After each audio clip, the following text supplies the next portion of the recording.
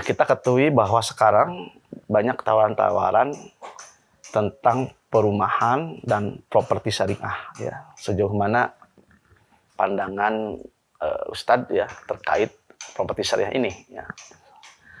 Kita harus bersyukur, ya. Sekarang gerakan ekonomi syariah itu sudah masuk ke wilayah properti, tidak hanya perbankan dan koperasi. Properti syariah semangatnya adalah menawarkan konsep perumahan yang islami tentunya. Tetapi bukan berarti eksklusif hanya untuk orang Islam, ya. Properti syariah itu juga boleh ya dimiliki oleh orang di luar Islam, non Muslim, ya.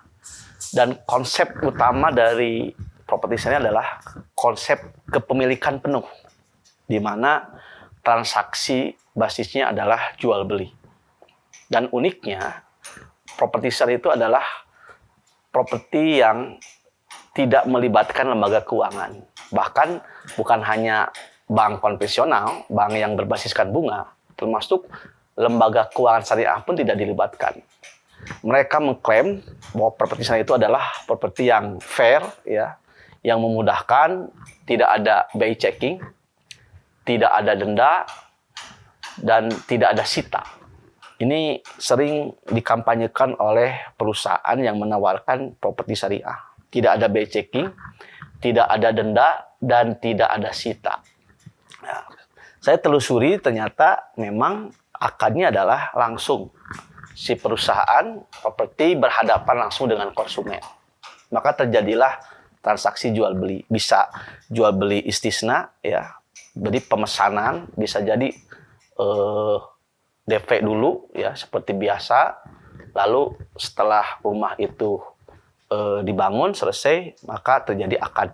Dan di situ tentunya dengan al-bai' bitaksid, jual beli angsuran.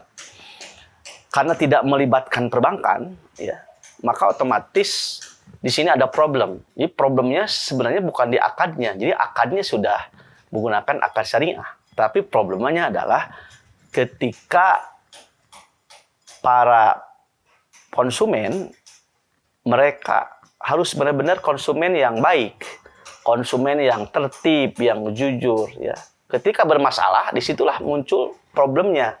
Ya, mereka mengambil solusi kalau terjadi kemacetan, maka rumah itu dilelang, dijual, ya, oleh perusahaan properti, dan nanti hak dari konsumen itu dikembalikan. Nah, sekarang yang terjadi adalah banyaknya properti syariah yang hanya sebatas label, tetapi di situ terjadi fraud, penipuan, ya. Makanya hati-hati yang membeli produk properti syariah harus dipastikan dulu reputasi perusahaan itu, ya, legalitasnya, perizinannya. Jadi tidak sampai tergiur dengan label syariah. Karena label syariah itu sekali lagi, apalah artinya nama kalau substansinya tidak syariah.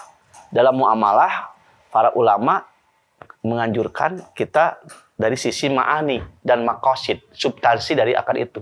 Jangan terjebak kepada lafaz, kepada label, ya.